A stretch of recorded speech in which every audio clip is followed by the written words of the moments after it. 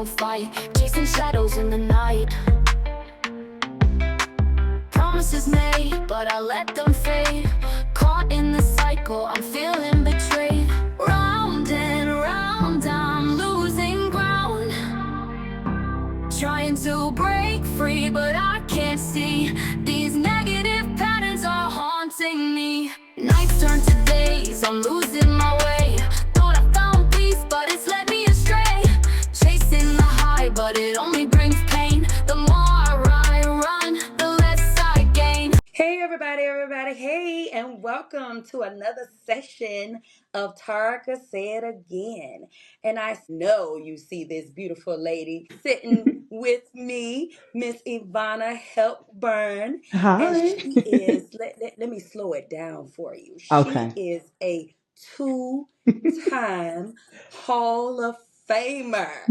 Yes, and she's gonna get into the deets for us. Yeah, But I want to say that I met her at an actual pro league bodybuilding event a yes, couple of months back, and she won her division. that's right. And so she has some other things that she Hmm. wants to share with you all that I feel will be definitely beneficial because we've been doing this sports series. And hey, I'm going to turn it over to her because not only the sports, I know she's going to talk to you about this coaching and this Yeah, confidence because that's right. one thing she told me, she was like, "Oh, I stay ready so I don't have to get ready." You remember that? Yes. So listen, Oh she's my going to gosh. elaborate on all of that. But first, Yes. let her give us some background on who Yeah, yeah, she yeah. is. Yeah. It's always easier when you Welcome. let somebody else praise you, but I'll just say this in short. My life has been one of a champion's life. I have been multi-time champion for so many different things in my life, but yet alone this summer we met in bodybuilding, and this has been my first time ever jumping into a new career, a new sport, and a new industry. And I told her that staying ready is one of the biggest components when it comes to life because I was already guaranteeing myself, because I made a decree when I graduated with my master's, that I was going to live a healthy, active, fit lifestyle, no matter what, and God Mhm, bless it. And so, with mhm. that, when you're in the practice of establishing a pattern and a behavioral pattern at that, and disciplining the body to stay ready at all times, you can jump into multiple things, but at the right time, you can excel in ways that, I mean, I didn't even dream of this summer looking like this, let alone Mhm. doing bodybuilding. So, with Yes. having such a heavy and strong athletic background, right before the 2016 Olympics, it shifted and deferred my dream. I had dreamed so long to make it to the Olympic Games since the third grade. And sometimes in life you have to pivot, okay? But Yes. pivoting through pain is a totally different world. And I'm not going to go too deep on that, but just know that I have been through the fire, I have been tested, I have been tried, and I am pure gold and still remaining pure gold. Love it. Thank you. T, clock it, as the kids I say. just learned that. What, like, I'm going to keep it. Our Listen, generation, we're just different. they are on it. Like, They Miss, are. you T. I'm Oh, like, Miss, I what? like I it. like the sound though, like, but it's okay. Yes. So thank you for that. Yeah. And just hearing what you said as far as having that heavy or that strong background or that Hmm. athleticism, I'm Yeah, sure that was key because that helped build that foundation for you that's to right. be able to pivot and go from the track and field to That's the right. That's bodybuilding. right. So, as far as the way you ate, the way That's you right. trained, you That's right. conditioned, that's Hmm. definitely important. Yeah. And kudos to you Thank you. Thank having you. that strong foundation.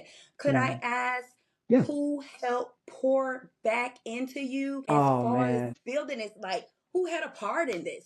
Yes. So where do I even begin? Of course, God. That is my first and firm foundation. Yes. My family as well. They believe in me so much. They push me and encourage me. A lot of within my family are high achievers, right? So we Okay. have my brother's NFL athlete, my other brother scholarship athlete. So it's very athletic driven, right? And very performance based. And with Mm-hmm. that, we kind of all supported each other's dreams and our goals. And my mom always was huge when it came to really pouring into what do you want to do? Because I have so many talents. And thank God she gave me the room and the space to explore them Mm-hmm. all. However, track Mm-hmm. and field happened to be the one I just took off with, coming from New Mm-hmm. York, got a full ride to Florida and then started training. And that was it. It was just like I had one goal, one vision, and it just, I mean, but you always have to have that strong support system, those people that you could trust, those people that you can count on that has your back, those people that's like, hey, I'm sore, like help me, like, pick up the pieces Yes. if you can for me, because you can Yes. do so much by yourself. But if you want to go really, really far, you got to have the village. We know that saying. Definitely. The Hmm. village, the support, and I'm glad you Yes, touched on ma'am. that. Definitely important. And Yeah. Mama also gave you the DNA too. The DNA. Thank God for Yes. DNA. Okay, that plays a Yes. major factor. Both mother and father. Thank God for that. My father's 6'4", and it's just interesting how sometimes, like even when I was younger, I didn't want to be as tall as I was. But I Okay. noticed that when you understand and accept how you've been built, how you've been packaged into this world, it is a force to be reckoned with because that's where your Hmm. confidence develops. And so Exactly.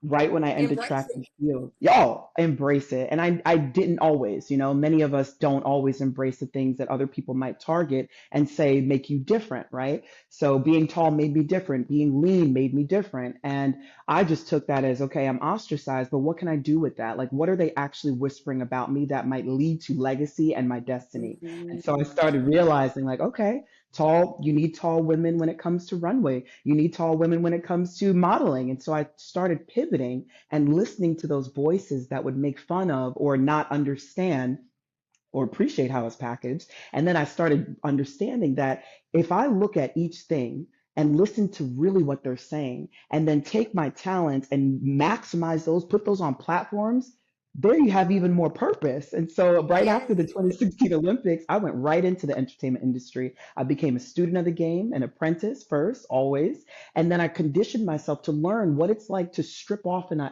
athletic identity that's been ingrained since I've been in third grade, and then start Hmm. to realize, like, what does it take to grieve that side of my life? And then Hmm. how can I maximize what God's already put in front of me? But now I can focus in a greater way because I don't have that athletic prowess always on my back, right? And Hmm. so it just took me from film to commercials to bookings to bookings. And I say all that to say that many athletes and many people in general will lock in and hone in on one thing that they're good at and stay with that for life. But I challenge so many of my clients and even audience that if you have multi talents or skills and abilities, don't be afraid to move one aside and really focus on a bigger scope of all of who you are and start mapping out your life with, like, I would like to accomplish this with this gift. I would like to create a business with this gift, because all of those can increase the foundation of your purpose. Exactly. And it's almost like you're building upon what you've already established. Okay, you Right, had right. the athletic portion, but you were able to, Hmm. like you say, the coaching part, get Yeah, some money, and we just keeping it plain and simple, get right, some money right. over on this end with speaking, get some That's money on right. this That's end right. with coaching Yes, or yes, yes, mentoring.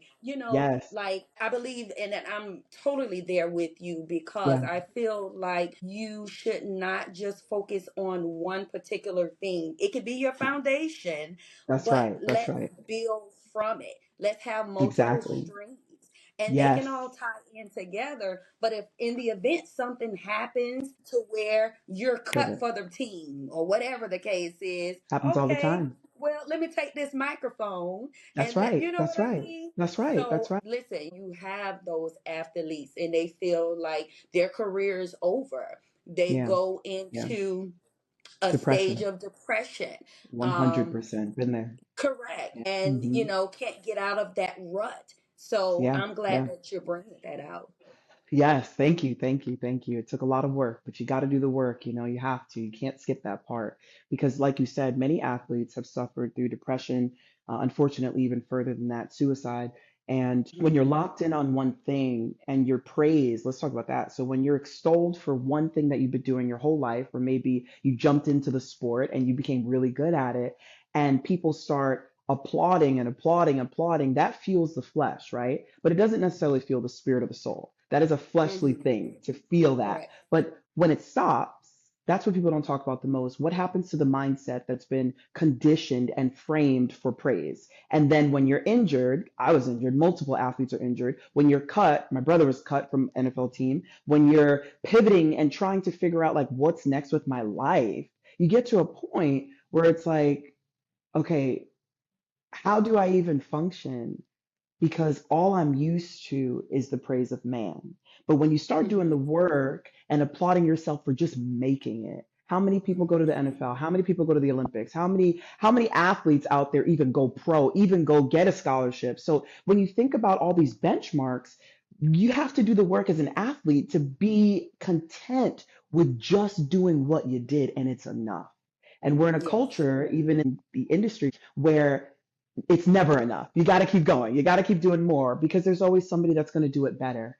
And I Yes. always say, like, let them do it better, but also don't be afraid to grieve the loss once it's time and be okay with all that you possibly did with excellence because something else could be greater for you with a greater Right. audience as well.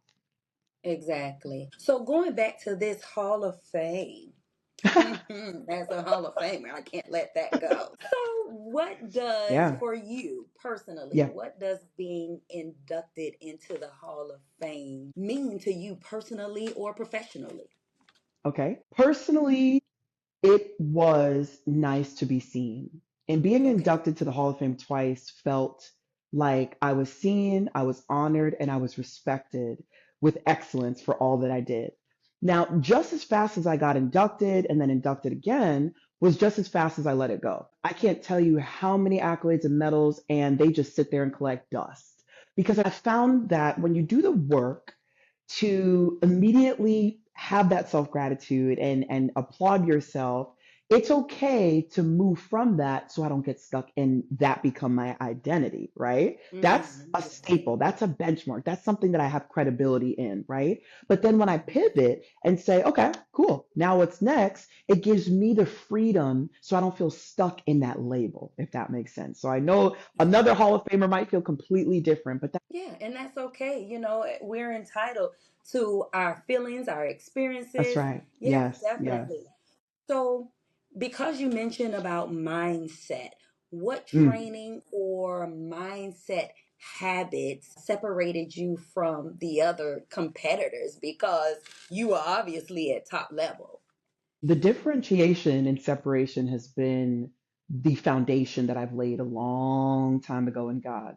And so I Okay. rooted in him. He was my audience, audience of one. I don't really need everybody else. It's cool that they're there to support, but as long as I please him on this earth and as long as I maximize the gifts, skills, talents, and abilities that he paid for me to do, I win.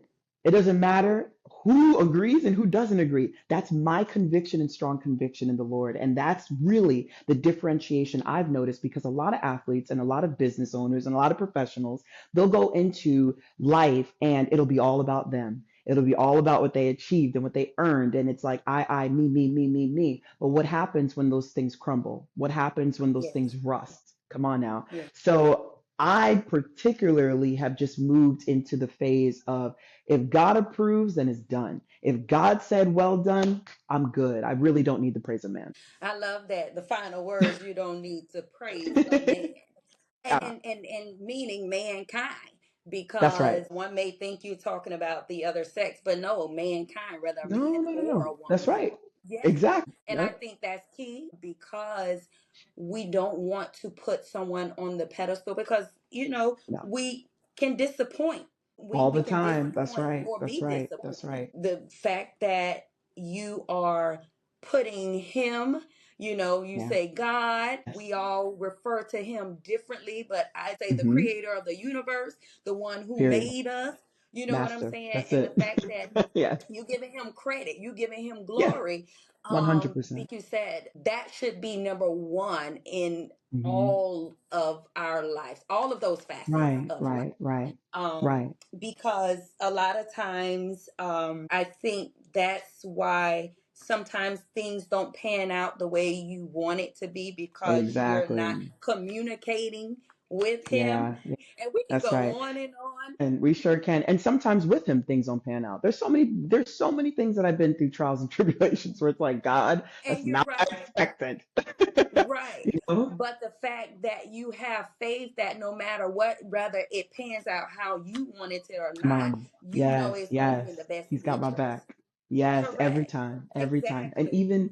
even, we met through the bodybuilding industry, and that was a total God thing. This was something that I ran away from for, I think, 15 years. Just always heard, your track and field, our bodies are optimal when it comes to the look, right? The aesthetic of it, the Hmm. muscles. You see a track athlete and you're Hmm. like, you're ripped, like it's just known. Right. But many Right. athletes don't cross over into bodybuilding. It's just a totally different world, right? And I have had a continual voice or voices over the years kind of whisper to me that I could be very successful. I could be a champion. I could be great on stage. And I wasn't comfortable with that. I'll be honest. I was not comfortable with certain classes, divisions. I was like, no, that's not for me. And if it ever changes, maybe. But as for me, Hmm. I'm good. And as we have a mutual friend, Dennis, it's so awesome because he happened to be a communal neighbor and he was always just seeing me run my dog and walking and always exercising every single day for about 2 years straight. And he Okay. would whisper with little seeds, hey, you'd be great at this. Hey, I got a show coming up. I was like, good for you. But good for So don't you. for me. Until one day, I watched a movie called Magazine Dreams with Jonathan Majors. It is one of the most phenomenal movies. It's very Okay. trivial, but it shows and exposes the mindset of a bodybuilding athlete, the mental health, the decline, the increase, the pressure, the privilege, but then also the curse. Like there's a lot in this industry that most don't disclose. But from what I watched, I had my own personal conviction and experience. And I literally heard the voice of God say, will you do it for me if I open the door? I was Wow. like, what? Wow. But I don't want to expose myself in that way. Track is different. I can be in a bikini and a tank top and run, and I'm done. I don't have to be Yes. judged on it, right? But Yes. it was Yes. for its glory. So once he said it, I was like, this is bigger than me. So if I selfishly say I'm not going to do it because I don't feel comfortable, do I trust him?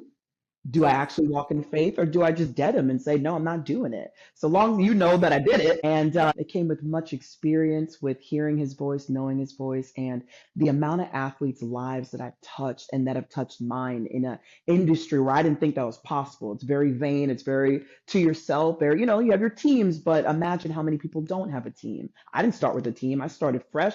I did 2 weeks of training because Dennis was like, do my show in 2 weeks. And I'm like, I can't be ready for that. And he's like, there's a new Uh-huh. division, fitness model, you'd kill it.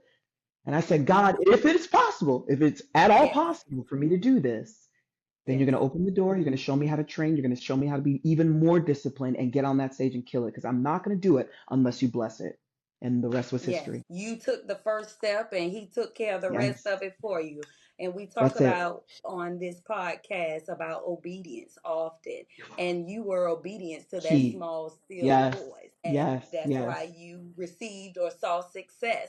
I believe Yeah. definitely in that and just in listening because my book, Addictive Patterns, and I've shared my book with Mm-hmm. you briefly with these patterns, all of the Mm-hmm. different things just in our conversation, things that you've done to be successful. And we talk about Right. how it thrives repetition. Mm-hmm. Addictive patterns thrive Mm-hmm. repetition, 100%. That's whether right. it's That's right. positive or negative.